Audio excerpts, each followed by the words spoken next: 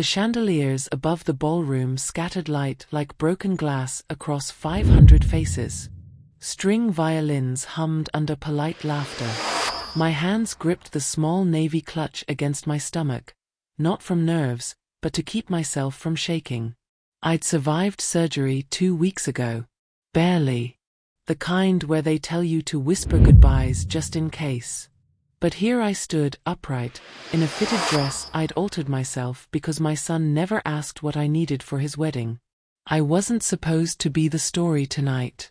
I was supposed to fade into the wallpaper like I always had. The forgotten mother. The one they texted when they needed something, then ignored when I needed them.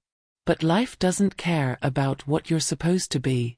My daughter-in-law, Stephanie, 26, blonde, sharp as a knife and twice as cold, was introducing me to her parents.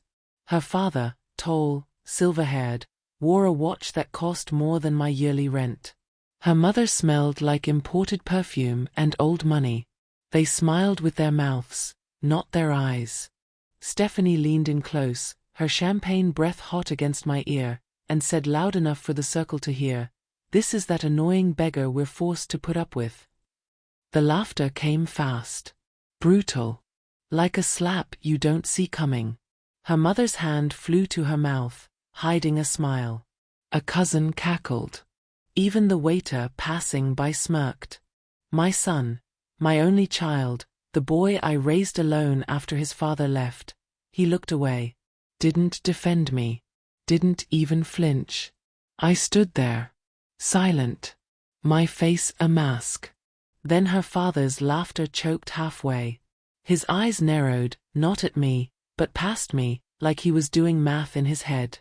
His smile dropped. Color drained from his cheeks. "Wait," he said, voice cutting through the noise like a blade. "Adissa? Corinne Adissa?" I nodded. Slow. Calm. His hand tightened around his glass. "Aren't you the mysterious shareholder who filed the injunction against our development trust last week?" The ballroom didn't go quiet all at once. It leaked out. Conversations died in waves. Glasses stopped clinking. Heads turned. Stephanie's smile cracked like porcelain. My son's face went white. Pure fear. I didn't smile. Didn't gloat. I just stood there, letting the silence grow heavy, thick, suffocating. Because they had no idea who I was. But they were about to. Have you ever been underestimated or dismissed, only to rise later?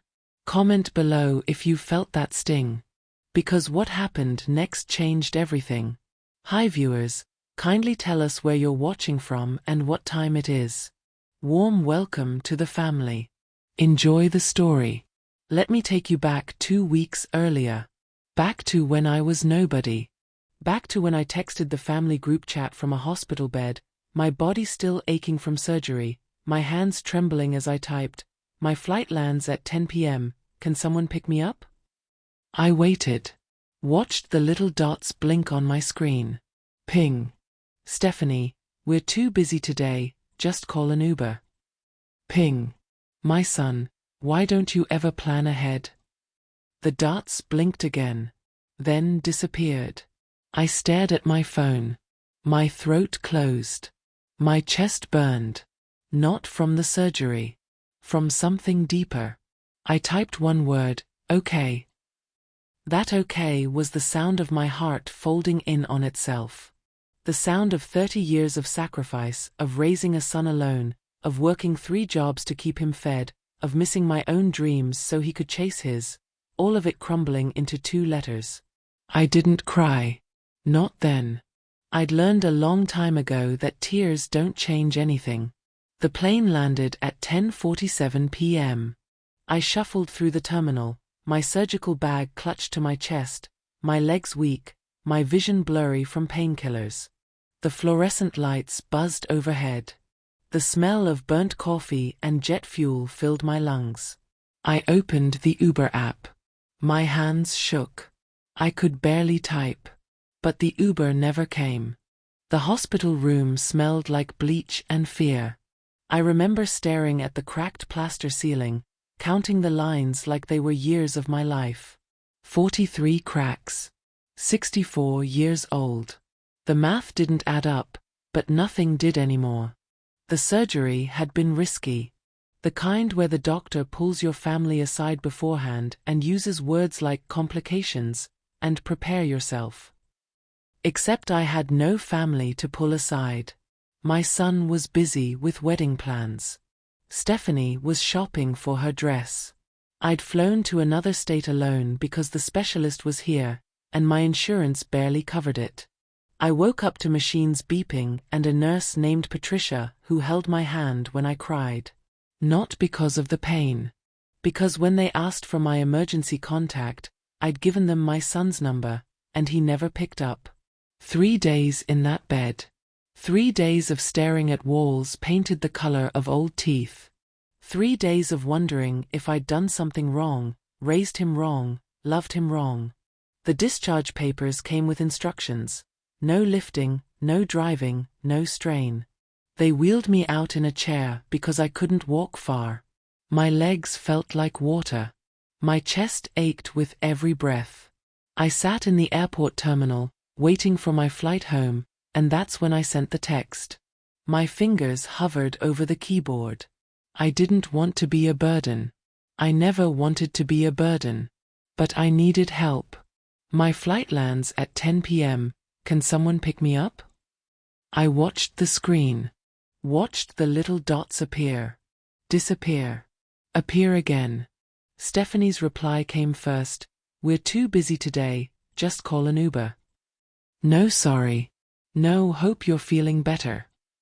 Just dismissal wrapped in 7 words. Then my son, why don't you ever plan ahead? My throat closed. My eyes burned. Plan ahead? I'd planned my whole life around him. Worked 3 jobs to keep him in private school. Missed promotions because I had to pick him up from practice. Sold my car to pay for his college application fees. And now, fresh from surgery, barely able to stand, I was the one who didn't plan ahead? I typed back, okay. 1 word. 2 letters. The period at the end felt like a door closing. The plane ride home was torture. Every bump sent pain shooting through my abdomen. The woman next to me kept asking if I was all right. I lied and said yes. Because what else do you say? That your son abandoned you? That you raised a man who couldn't spare an hour to pick up his mother from the airport? When we landed, I grabbed my bag. Too heavy, I wasn't supposed to lift it, and limped toward baggage claim. The terminal was loud. Families hugging. Drivers holding signs. Lovers kissing. Everyone had someone. I had my phone and a dying battery. I opened the Uber app. My vision blurred. The painkillers were wearing off. My hands shook so bad I could barely type the address. But then I heard my name. Ms. Adisa? I looked up. A woman stood in front of me, mid-40s, sharp blazer, leather briefcase, holding a small white card with my name written in clean block letters. I blinked. Yes. She smiled, but it wasn't a pity smile. It was something else. Something knowing. I'm Maribel Ortega, she said. I've been trying to reach you for months. Have you ever had a stranger show up at the exact moment you needed someone? Drop a comment if you believe in divine timing. My first thought was that she had the wrong person. My second thought was that I was too tired to care. But then she reached out, took my bag gently, and said, "Let me help you. We have a lot to talk about." I followed her. Not because I trusted her, but because I had no one else. She led me to a black sedan parked in the pickup lane. Not an Uber. Not a taxi. A private car with leather seats and bottled water waiting in the cup holder. I sank into the seat, and my body finally let go. The pain, the exhaustion, the heartbreak. It all hit me at once. Maribel slid into the driver's seat, glanced at me in the rearview mirror, and said, "Mrs. Adisa, I'm an archival lawyer. I specialize in recovering lost paper trails. And I think someone erased you. My heart stopped. Erased me? She nodded, pulling out a thick manila folder from her briefcase. From a company you co-founded 30 years ago. A community housing cooperative. Your name was on the original documents. But somewhere along the way, it disappeared. I stared at the folder. My hands trembled. I haven't thought about that place in decades. I know, she said softly. That's exactly what they were counting on. Maribel's office smelled like old paper and lemon cleaner. Boxes stacked floor to ceiling. Filing cabinets with labels peeling off. A single desk lamp throwing yellow light across a mountain of folders. She cleared a chair for me, moved 3 boxes to the floor, and handed me a bottle of water. I hadn't realized how thirsty I was until I drank half of it in one gulp. How did you find me? I asked. She sat across from me, pulled out a laptop, and turned it toward me. On the screen was a scanned document, faded and wrinkled, dated 1994. My signature was at the bottom. I was auditing land trust files for a housing nonprofit, she explained. I kept finding discrepancies. Money trails that didn't match ownership records. And then I found this. She zoomed in on the signature line. My name. Clear as day. Corinne Adissa. Co-founder. 20% equity stake. I stared at it. My younger self's handwriting. Hopeful. Confident. I'd been 34 then.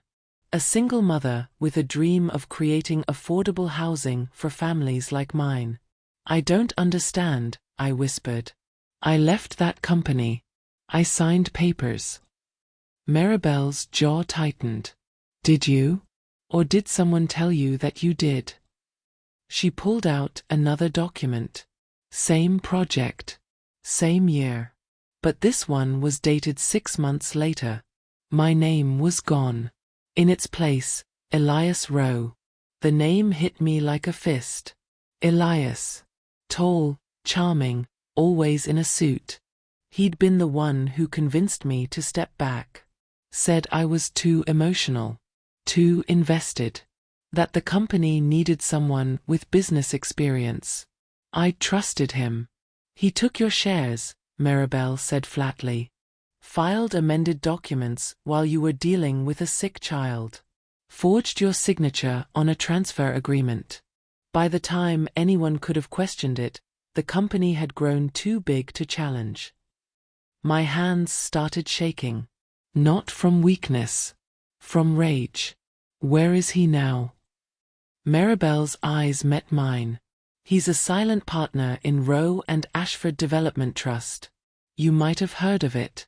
They just broke ground on a luxury housing project downtown. I hadn't heard of it. But the name Ashford rang a bell. Ashford. I repeated. Richard Ashford, she confirmed. Your son's new father-in-law. The air left my lungs. If you're still watching, hit the like button. You need to see where this goes.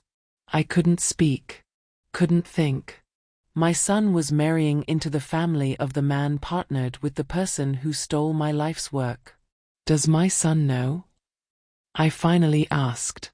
Maribel shook her head. I doubt it. This happened decades ago. Most people don't even remember your name was attached. But the money? The money remembers. She spread more documents across the desk. Bank statements. Profit reports. Dividend payments that should have been mine, rerouted into accounts I'd never seen. You're owed millions, Mrs. Adissa. Not just back pay. Current equity value. That cooperative you helped start? It's worth over $40 million now. $40 million. I'd been living in a 1-bedroom apartment. Taking the bus. Eating canned soup. And somewhere, my name had been attached to $40 million. Why didn't anyone come looking for me? I asked, my voice cracking. Because they thought you were gone, Maribel said gently. And honestly? Most people assumed you were dead. I laughed. It came out bitter and sharp. I'm not dead, I said. Not yet. Maribel smiled. A real smile this time. No, you're not. And that's why we're going to fix this. She handed me a pen and a legal pad. I need you to write down everything you remember. Dates, meetings, conversations, anything Elias said or did. We're going to build a case. And then we're going to take back what's yours. I looked at the pen, at the blank paper, at this woman who'd appeared out of nowhere when my own family had left me stranded. Why are you helping me? I asked. Maribel leaned back, arms crossed. Because I hate bullies. And because someone erased my grandmother the same way. Took her bakery. Took her recipes. Told her she didn't matter. By the time I was old enough to fight, she was gone. Her voice didn't waver. But her eyes did. I can't get her justice, she said. But I can get yours. I picked up the pen. And I started writing. The deeper we dug, the uglier it got. Maribel worked like a woman possessed. Late nights. Early mornings. Her office became a war room. We covered the walls with timelines. Drew lines connecting names to dates to money. Every box we opened revealed another lie. I found a draft agreement from 1995. My signature was on page 4. But in the final version filed with the state, page 4 was missing. Someone had removed it. Cleanly. Professionally. This is forgery, Maribel said, holding the document up to the light. And not even a good one. Look at the page numbers. They skip from 3 to 5. I stared at it. How had no one noticed?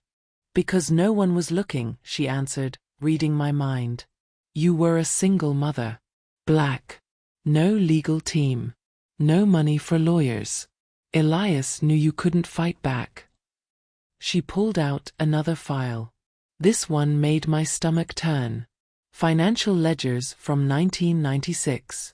My dividend payments, $4, $200 a month, stopped abruptly in March. No explanation. No transfer record. Just gone. Where did the money go? I asked. Maribel flipped to the next page. The payments didn't stop. They just went to someone else. Elias Rowe. He rerouted your dividends into his account, she said, her voice cold. Told the board you'd requested the change. Forged another signature. My hands clenched into fists. March 1996. That was the month my son got pneumonia. I'd been in and out of hospitals for weeks. Missed work. Fell behind on rent. I'd called Elias, desperate, asking if there was any way to get an advance on my share. He'd said no. Said the company was struggling. Said we all had to tighten our belts. And the whole time, he'd been stealing my money. I want to kill him, I whispered. Maribel didn't flinch. We'll do something better. We'll bury him in paperwork. She pulled out her laptop and opened a folder labeled metadata. Every digital document leaves a trail, she explained. Timestamps. Edit history. IP addresses. I ran forensics on the amended filings. Guess when they were edited? I waited. 3 a.m. on April 14, 1996. The date hit me like cold water. April 14, 1996. I was in the hospital. My son had been admitted for pneumonia complications. I'd spent 72 hours in a chair next to his bed, praying he'd pull through. Elias had known. He'd visited me. Brought flowers. Told me not to worry about work. And then he'd gone home and erased me. Do you believe people can be that evil? Comment below if you've ever been betrayed by someone you trusted. We have enough, Maribel said, closing the laptop. Forged signatures. Fraudulent transfers. Metadata proving the edits happened while you were incapacitated. Any judge will see this for what it is. What do we do? I asked. She smiled. Sharp. Dangerous. We file an injunction. Freeze their assets. Make it so they can't move a single dollar without a judge's approval. And then we watch them panic. I thought about my son. About his wedding. About Stephanie and her parents and their perfect little world. When? I asked. 2 weeks, Maribel said. Right before your son's wedding. I should have felt guilty. Should have worried about ruining his big day. But I didn't. Because he'd left me at an airport. And I was done being invisible. We filed the injunction on a Wednesday morning. Maribel handed the documents to a clerk at the courthouse. No drama. No cameras. Just paperwork. But the ripple effect was immediate. By noon, Elias Rowe's lawyers were calling Maribel's office. By 2 p.m., Richard Ashford, Stephanie's father, left 3 voicemails. By 5 p.m., the business news sites picked it up. Mystery shareholder freezes $40 million development trust. I read the headline on Maribel's laptop and felt something I hadn't felt in decades. Power. They don't know it's you yet, Maribel said. The filing lists you as Sia Medissa. They'll figure it out eventually. But for now, you're a ghost. A ghost. I liked that. The injunction meant Rowe and Ashford couldn't touch any funds tied to the original cooperative. Couldn't sell land. Couldn't transfer assets. Couldn't do anything until the court determined rightful ownership. And rightful ownership was me. Maribel showed me the emails her office was receiving. Lawyers demanding meetings. Threats of countersuits. Offers to settle. They're scared, she said, grinning. Really scared. One email stood out. From Elias himself. This is a misunderstanding. Let's talk privately. I laughed. Bitter and loud. Privately, I repeated. So he can lie to me again? Maribel deleted the email without responding. Let them sweat, she said. That night, I sat in my apartment, my tiny, 1-bedroom apartment with the leaky faucet and the neighbor who played music too loud, and I felt something shift inside me. For 30 years, I'd believed I wasn't smart enough. Wasn't business savvy enough. That I'd failed because I was weak. But the truth was, I'd been shoved into the shadows. Deliberately. Methodically. And now, I was stepping back into the light. My phone buzzed. A text from my son. Mom, are you coming to the final dress rehearsal tomorrow? I stared at the message. He didn't ask how I was feeling. Didn't mention the airport. Didn't apologize. Just expected me to show up. Like always. I typed back, I'll be there. Because I would be. Not for him. Not for Stephanie. But because I wanted to see their faces when they realized who I really was. The wedding was in 10 days. And the timer on their perfect little world was already ticking down. The dress rehearsal was at a country club I couldn't afford to join. Marble floors. Crystal chandeliers. Waiters in bow ties carrying champagne on silver trays. I wore a simple black dress and felt every eye on me when I walked in. Stephanie saw me first. Her smile dropped. She whispered something to my son, and he turned, his face tight with something I couldn't read. Embarrassment? Guilt? I didn't know anymore. Mom, he said, walking over. You made it. No hug. No warmth. Just words that felt rehearsed. I said I would, I replied. He nodded, glanced back at Stephanie, then lowered his voice. Listen, we need you to sit in the back row during the ceremony. Stephanie's parents have a lot of important guests, and we need the front for family. I blinked. I am family. You know what I mean, he said, his tone sharp. Impatient. Like I was a problem he needed to solve quickly. I could have argued. Could have made a scene. But I just nodded.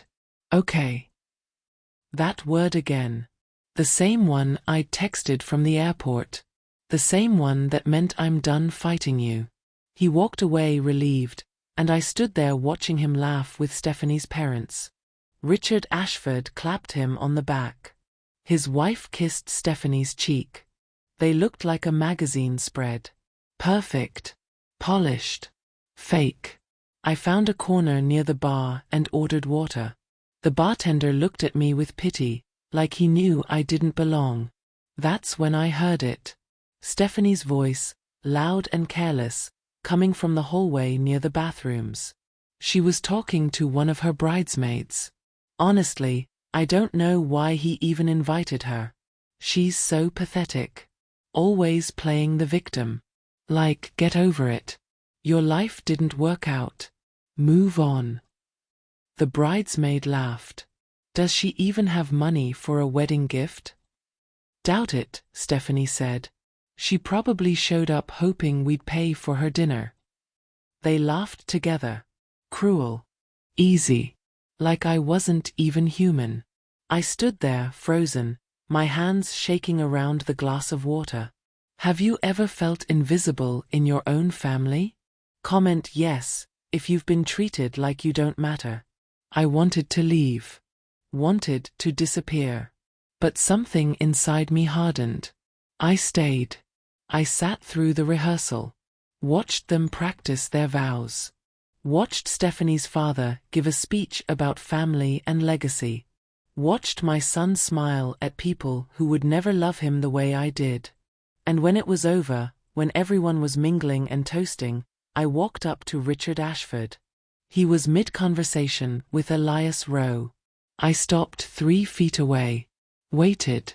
Elias saw me first. His face went pale. Actually pale. Like he'd seen a ghost. Because he had. Richard turned, confused, and then his eyes landed on me. Recognition flickered. But he didn't know why he recognized me. Not yet. Mrs. Odessa, I said, extending my hand. We haven't officially met. I'm the mother of the groom. Richard shook my hand, still confused. Elias said nothing. Odessa, Richard repeated slowly. Then his eyes widened. Wait. CM Odessa. I smiled. Soft. Polite. That's me. Elias grabbed Richard's arm, tried to pull him away, but Richard jerked free. You're the one who filed the injunction. Richard's voice was rising. People were starting to turn. I am, I said calmly. Do you have any idea what you've done? We have investors. Contracts. You've frozen $40 million. I tilted my head. It's my $40 million. Elias finally spoke, his voice shaking. Corinne, let's talk about this privately. No, I said, cutting him off. I'm done talking privately. I'm done being erased. My son appeared, frantic. Mom, what's going on? Ask your future father-in-law, I said. Ask him about the company I built. The one his partner stole from me. Richard's face twisted. She's lying. She's a disgruntled ex-employee. I'm a co-founder, I said, my voice steady. And I have the paperwork to prove it. The room was silent now. Everyone watching. Stephanie grabbed my son's arm. Get her out of here. She's ruining everything. But my son just stood there, staring at me like he was seeing me for the first time. Mom. His voice cracked. Is this true? I looked at him. My boy. The one I'd sacrificed everything for. Yes, I said. And I'll tell you everything. When you're ready to listen. I turned and walked out. And behind me, I heard Elias Rose say one word, lawyer. The news broke 3 days before the wedding. Local woman reclaims stolen fortune after 30 years. It wasn't front page. Just a small piece in the business section. But it was enough. Maribel called me at 7 a.m., her voice buzzing with energy. It's everywhere. Business blogs. Real estate forums. People are digging into Rowe and Ashford's history. They're finding more victims. You're not the only one Elias screwed over. I sat up in bed, my chest tight. What does that mean? It means the case just got bigger, she said. Class action territory. Other founders are coming forward. People who were pushed out, silenced, erased. You started something, Corinne. I didn't feel victorious. I felt tired. My phone had been ringing non-stop. Unknown numbers. I didn't answer. Then a voicemail from my son. Mom, we need to talk. Please. Call me back. I deleted it. Another voicemail. This one from Richard Ashford. Mrs. Adissa, I think there's been a serious misunderstanding. I'd like to sit down and discuss a resolution. Name your price. Name my price. Like I was for sale. I deleted that one too. Then Stephanie called. Left a voicemail so venomous I almost laughed. You're a selfish, bitter old woman. You're trying to ruin our wedding because you're jealous of our happiness. Stay away from us. You're not welcome. I saved that one. Just in case. By Wednesday, the panic had fully set in. Maribel forwarded me an email chain she'd intercepted. Elias and Richard, scrambling. Talking about moving assets offshore. Hiding money. Blaming each other. They're crumbling, Maribel said. And the judge sees it. Hearings scheduled for Monday. 3 days after the wedding. Will I win? I asked. She paused. Honestly? Yes. The evidence is overwhelming. But they'll try to settle before it gets to court. Offer you a payout. A gag order. Make you disappear again. I'm not disappearing, I said. Good, Maribel replied. Because I already told them no deal. That night, I got a text from a number I didn't recognize. This is Patricia, your nurse from the hospital. I saw the news. I'm so proud of you. You're a fighter. I cried. For the first time in weeks, I let myself cry. Because a stranger cared more than my own son. If you believe truth always comes to light, give this video a thumbs up and share it. Friday. The day before the wedding. My phone buzzed. My son. Again. Mom, I'm outside your apartment. Please let me in. I looked through the peephole. He was there. Alone. No Stephanie. His tie was loose. His eyes were red. I opened the door. He stepped inside, looked around my tiny apartment like he'd never seen it before. Maybe he hadn't. He'd never visited. Why didn't you tell me?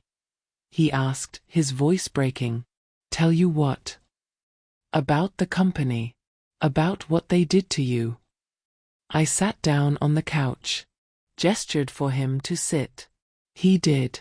Would you have believed me? I asked. He didn't answer. Because we both knew the truth. Mom, he stopped. Swallowed. I'm sorry. About the airport. About everything. I waited. Stephanie's been. She's been telling me things. About you. That you were manipulative. That you guilt-tripped me. And I believed her because it was easier. Easier than what? I asked. Easier than admitting I abandoned you. The words hung between us. I should have picked you up, he whispered. You just had surgery. And I told you to call an Uber. I reached over, took his hand. You're here now, I said. He looked at me, tears streaming down his face. Is it too late? I thought about it. Really thought about it.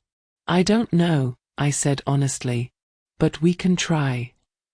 He nodded, squeezed my hand. Then his phone buzzed. A text from Stephanie. Where are you? Rehearsal dinner starts in an hour. He stared at the screen, then at me. What do I do? He asked. And for the first time in years, my son was asking me for guidance. You go, I said. You honor your commitment. But after the wedding, you decide who you want to be. He hugged me, tight, desperate. I love you, Mom. I love you too, baby. He left, and I sat alone in my apartment, wondering if love was ever enough. The wedding was tomorrow, and I still hadn't decided if I was going. I wore the navy dress, the one I'd altered myself, the one that fit like armor. I wasn't supposed to go. After everything, I should have stayed home. Let them have their perfect day. But Maribel convinced me. You've spent 30 years invisible, she said. Show up. Let them see you. So I did. The venue was stunning. Garden ceremony. White roses everywhere. String quartet playing Pachelbel. 200 guests in designer clothes. I signed the guest book, found my seat in the back row, exactly where my son had told me to sit, and waited. The ceremony was beautiful. I won't lie. My son looked handsome in his tux. Stephanie looked like a princess. They said their vows. People cried. I didn't. But the reception, that's where everything fell apart. The ballroom was massive. Chandeliers dripping crystal. A live band. A cake taller than me. I stayed near my table, picking at salmon I couldn't taste, watching my son dance with his new wife. Then Stephanie grabbed the microphone. I want to thank everyone for coming, she said, her voice syrupy sweet. Especially my amazing parents, who made this day possible. Applause. Cheers. And I want to introduce them to someone special. Come here, Richard and Margaret. Her parents stood, waving, soaking in the attention. And then Stephanie saw me, sitting alone at my table. Her smile turned sharp. Oh, and everyone, meet my mother-in-law, Corinne. She gestured toward me. Heads turned. I stood slowly, unsure what was happening. Stephanie walked over, grabbed my arm, too tight, and pulled me toward her parents. Mom and Dad, she said loudly, this is that annoying beggar we're forced to put up with. Laughter exploded. Guests thought it was a joke. A roast.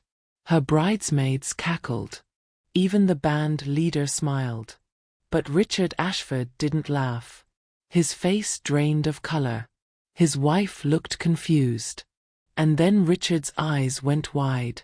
Wait, he said, his voice cutting through the noise. Adissa. The laughter started to die. Corinne Adissa? He repeated, louder now. I nodded. Calm. Silent. Aren't you? He stopped. Looked at Elias, who was standing near the bar frozen. Aren't you the mysterious shareholder who filed the injunction against our development trust? The room went dead quiet. Glasses stopped clinking. Conversations died mid-sentence. The band stopped playing. Stephanie's smile cracked. What are you talking about? Richard ignored her. His face was red now. Furious. Do you have any idea what you've done? You've frozen $40 million. You've destroyed months of work. It's my work, I said quietly. My company. My money. Stephanie looked between us, confused. Dad, what is she talking about? She's talking about the cooperative, Elias said, stepping forward, his voice shaking. The one she co-founded. The one he stopped. Swallowed. The one we acquired. Acquired. I repeated, my voice rising. You stole it. You forged my signature. You erased me. The guests were staring now. Phones out. Recording. My son pushed through the crowd. Mom, what's going on? I looked at him. I tried to tell you, but you didn't want to listen. Stephanie grabbed his arm. She's lying. She's just bitter. I have the documents, I said. I have proof. And on Monday, a judge is going to see every lie. Every forged signature. Every stolen dollar. Richard's hands were shaking. You're making a huge mistake. No, I said. You made the mistake. 30 years ago. And now everyone knows. Stay to the end. This gets even better. The room erupted. Guests whispering. Stephanie crying. Richard screaming at Elias. My son standing in the middle, looking lost. I turned and walked out. No dramatic exit. No speech. Just me, in my navy dress, walking through the ballroom doors while chaos exploded behind me. Outside, the air was cool. The stars were bright. Maribel was waiting by her car, grinning. How'd it go? She asked. I smiled. A real smile. Perfectly. My phone exploded.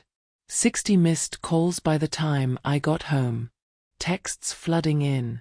Voicemails piling up. Stephanie, you ruined everything. I hope you're happy. Richard, we need to talk. Immediately. Elias, please. Let's settle this quietly. My son, Mom, where are you? Are you okay? I turned my phone off. Sat in the dark. Let the silence fill me. The wedding had imploded. Guests left early. The band packed up. Stephanie had locked herself in the bridal suite, screaming. Richard and Elias had gotten into a shouting match in the parking lot. And my son? He tried to find me. But I was already gone. The next morning, Maribel called from her office line. You're trending, she said. What? Twitter. TikTok. Someone recorded the whole thing. You're a folk hero. I didn't feel like a hero.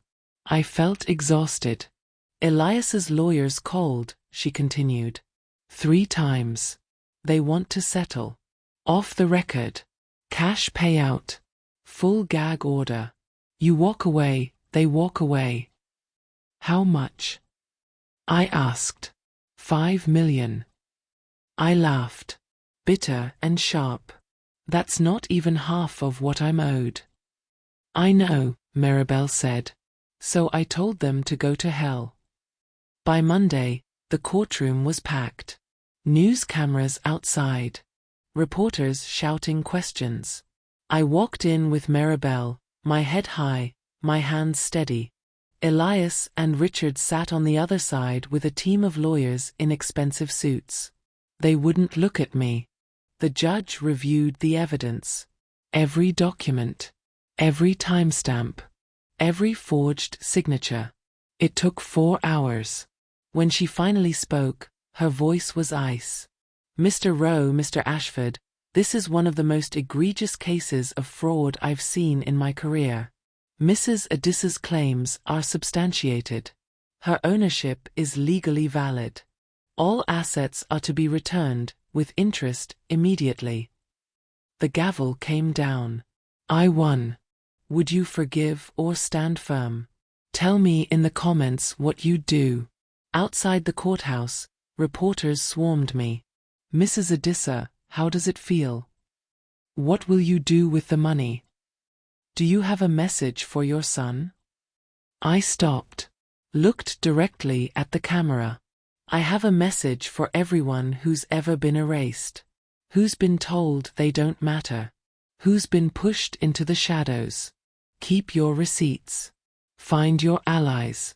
And never, ever let them make you invisible. The cameras flashed.